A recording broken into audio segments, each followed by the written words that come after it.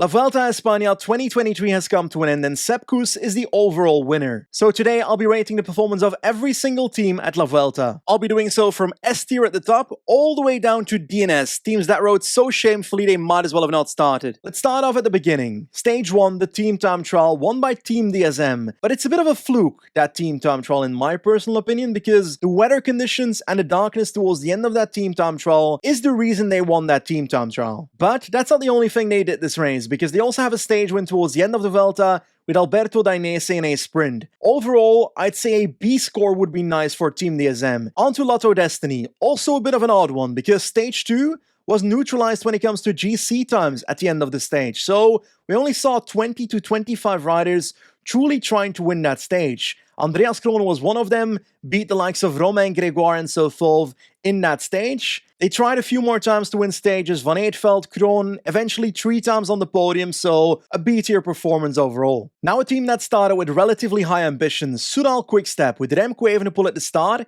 He won the race La Vuelta 2022 last year, and is now at the start with desired podium ambitions, is what they said. That being said, it started off pretty well. Arinsal, stage victory, but it started going a bit downhill because in the time trial, slightly under expectations, and most importantly, fast forward to the Tourmalet stage, a full capitulation, 27 minutes lost. Now some riders would abandon the race, Remco kept on fighting because the next stage he ended up winning the stage, Lara Belagua stage 14, he fought for a few more stages, including stage 18, which he won. He got those, but that's not what he started for. So they came for a GC, and I think Remco will also judge his Grand Tour that way. As in, he's probably happy he was able to salvage what he could, 3 stage wins, KOM competitivity, but in reality, he probably hoped to get a podium out of this race at least, and that's why I'd say this is a B-tier performance for Quick-Step. On to Astana, one of the worst teams in this race. I can't get past that. De La Cruz was pretty good though, it's the one really good factor about this team in this race because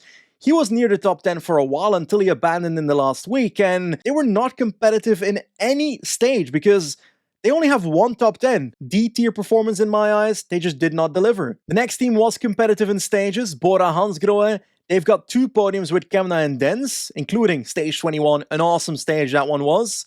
But they also won a stage with Kemna on Collada de la Cruz de Caravaca. I think I named that climb correctly. Now looking at their GC, 2 top 10s. That is with Vlasov in GC on 7th position. 8th position with Uiterbroeks. There was some drama in the final week, but outside of that, I'd say this results in a B-tier performance for the team. Next up, Bahrain Victorious. They lived up to their name because they won a stage, Wout Poels stage 20. Glorious victory, was super strong on Angliru. Next to that, Mikel Landa stepped up. The man stepped up, top 5 in GC. Mainly took that in the final week, I'd say. An A-tier performance for this team because they overperformed, because I did not expect Landa to get a top 5 here. Talking about teams that overperformed, Total Energy, they probably did not start with the expectation of winning a stage. They probably hoped they would, but they didn't expect Geoffrey Soup to take it in a sprint. A-tier performance for the pro team. Let's continue with the French teams then. AG Desert is next. 1 top 3 with Vendrame, also on that stage 2, relatively fluky stage. 3 top 10s next to that, Vendrame, Godon, and Prudhomme. There was no point where I thought there's an AG Desert rider on the road that has a chance of winning this stage, which is honestly a shame, and therefore I'd say a D-tier performance. Meanwhile, Groupama sent an army of youngsters to this race, and they honestly delivered, because first of all, Lenny Martinez spent some days in the red jersey in week 1, which is probably their best performance as a team,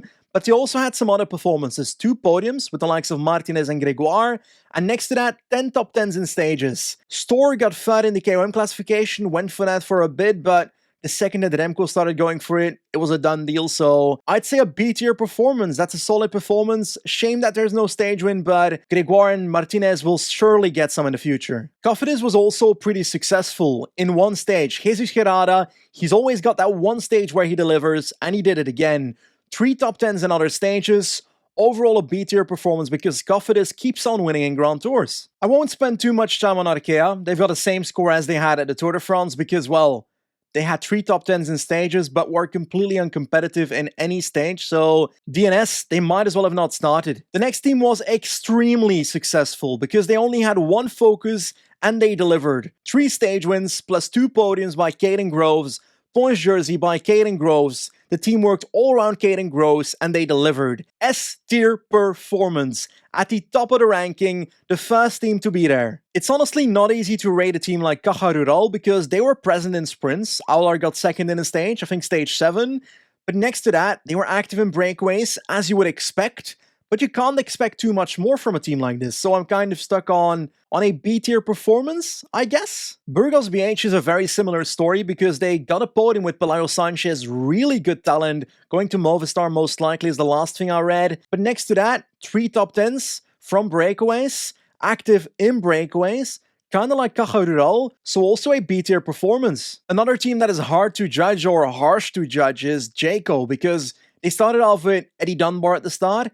The entire team crashed in the team time trial. Dunbar out of the race in week 1. Not the only rider to be out of the race. I think there's 3 riders left at the end of this race for this team.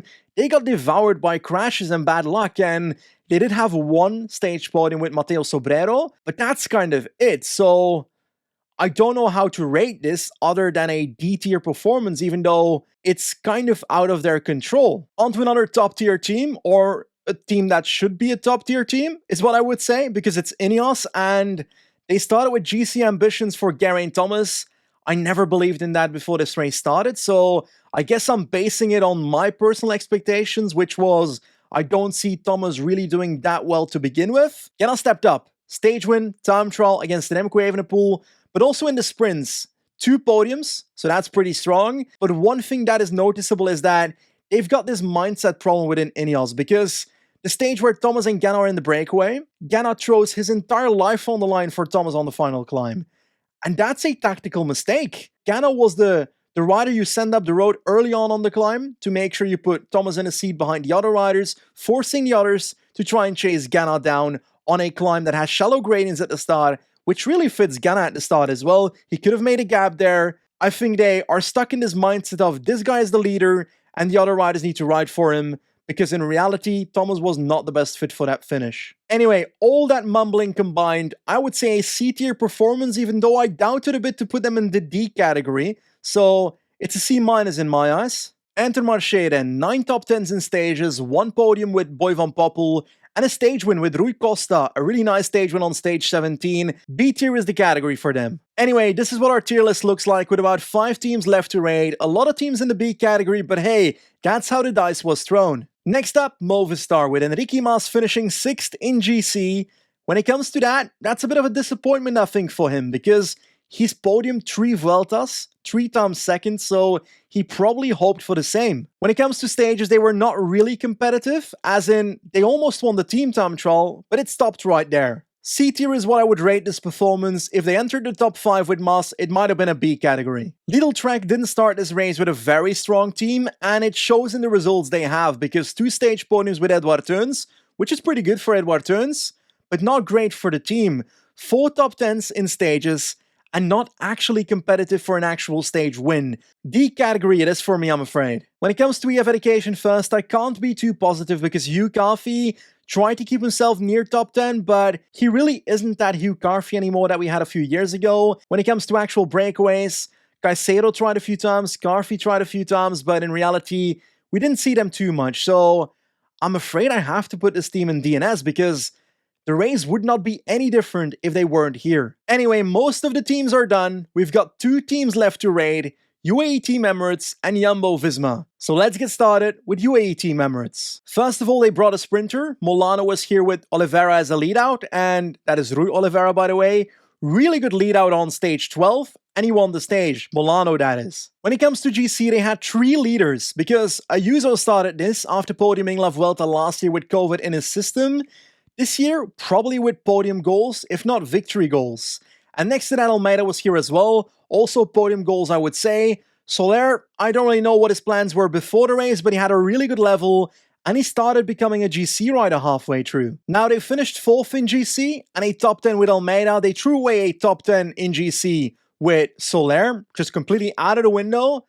And that's because of team tactics, that last one. Because, first of all, on the Bayer stage, the one where Vingegaard attacked and Fisher Black was kind of riding in between Vingegaard and the group behind, someone within the team has told me that the team car that day believed Fisher Black could fight Vingegaard for the stage win. Sorry, but that is about the worst tactical decision I've seen in a while. And then Lara Belagua stage, also a stage 14. The break was gone, a breakaway that would win the stage 100% because it was a large breakaway. UAE starts riding behind them like crazy, tries to bridge to the breakaway on the first climb. Unrealistic tactics does not happen. They need to work on that. And then Soler's attack on the Angliru stage. The first climb, he just attacks away, tries to bridge to a group that is paced by Cataneo and Remco. Like, sorry, Soler, but you can't close that gap. So something is wrong with their tactics. And I don't like the fact that their leadership within the team, as in their GC leaders, never works together. Literally, there are moments where they'd rather all lose than ride a single second for each other. Ayuso's 4th position would probably never change if Almeida or Soler fully ride for Ayuso there, but it would give him a better chance to try and at least beat one of these Jumbo riders. So I always find it a shame that a GC rider does not get the support he deserves. I would say I'd go for a B-tier performance, and I don't know what you guys will think about that. Anyway, that brings us to our final team in this video. The team that took it all when it comes to GC, Jumbo-Visma, swept the podium. But where did they start? They started this race with a multi-leader strategy, which was 2 leaders, Primož Roglič, and next to that, Jonas Vingegaard. Roglič had won everything so far this season when it comes to stage races. Vingegaard had just won the Tour de France, 2 of the 3 best GC riders in the world at the start line for their team. So it couldn't go wrong when it comes to winning, and that quickly showed throughout the race, but there was a third candidate. On Javalambre, we had a breakaway with Sepp Kuss taking loads of time to a tactical masterpiece that stage by Jumbo-Visma, and on that same day, it was already clear that Roglič and Vingegaard were a step before the others because they dropped everybody else that day.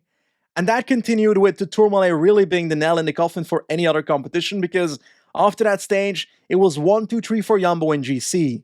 There was some drama in the final week. Let's talk about that. Firstly, for a bit of context, last year I worked for Jumbo-Visma during the year of 2022 in the Tour de France and the Classics as a tactical consultant and a video analyst, and I know a thing or two about how they work internally and what their tactics are. And we see that on the Tourmalet stage, for example. We see Jonas Vingegaard making the early attack. Why is Vingegaard doing this and not Roglič is a question I see a lot. And is he attacking Sepp Kuss, the leader in the red jersey? He's not doing that. What they're trying to do is gain time with Vingegaard or Roglič to get a better position next to Sepp Kuss in GC, just in case Sepp Kuss has a very bad day, which is not out of the question. So this is a textbook move. And why they do that with Vingegaard over Roglič is because Roglič has a sprint just in case Vingegaard gets caught. So that is the plan going into that. Now, it goes a bit too well to the point that all 3 of the riders end up taking time that day. So at the end of the day, tactically perfect day, but Vingegaard's getting closer to Kuss, so it's getting a bit awkward. And that continues on the stage towards Bayes, stage 16, because Vingegaard does the exact same thing after asking permission towards the team if he can attack on the final climb. Once again, he's still behind Roglič in GC. He's still the one with the least sprint of the 2 of those. So it's kind of logical that he makes that move on Bayes, but with a bit of weird decision making within UAE, Fisher Black being sent to bridge to Vingegaard instead of pacing the group that had Ayuso, or not even trying to launch Ayuso, the gap to Vingegaard on that climb expands majorly to the point that Jumbo was not expecting to take more than 30 seconds on a climb like that, but because of UAE, it's now a minute, which they didn't expect, to the point that Kuss is actually in danger of Vingegaard in GC. After the finish line on stage 16, the difference between Kuss and Vingegaard in GC was 29 seconds with another minute towards Roglič. A few days prior, on the rest day, there was a vote within Jumbo-Visma, and there was no unanimous decision on whether Kuss should win or not. Vingegaard had voted for the fact that he wanted Kuss to win. Roglič wanted to race for the victory. That doesn't make Roglič a bad guy, just makes him a racer. Anyway, that caused a problem on Angliru, because when Roglič went, Vingegaard looked at Kuss and was like, oh crap, this guy's collapsing. And he probably thought to himself, it's still 1.5k to go or something. This could be minutes for Kuss if he really collapses. So I gotta stick with Roglič because I'm fine with Kuss winning the race, but I'm not fine with Roglič beating me for this overall victory. That's the reality of the situation. I've had it confirmed by multiple people within Jumbo-Visma. But anyway, after the stage, Kuss was still in the lead, so in the end, there was no major drama because after that stage, they switched back to Kuss is our man, unanimous decision after a meeting after a Angliru stage. Anyway, long story short, Sepp Kuss wins La Vuelta ahead of Vingegaard, ahead of Roglic, 1, 2, 3 on the podium. That is insane. Next to that, 5 stage wins, so that's about the most perfect Grand Tour you could have. That is, in my opinion, an S tier performance, an S plus tier performance. I don't have a ranking for this.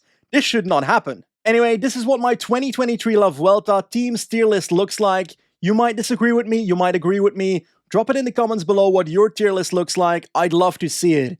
But anyway, that was it for today. Hope you enjoyed this one, and I guess I'll see you next time. Goodbye.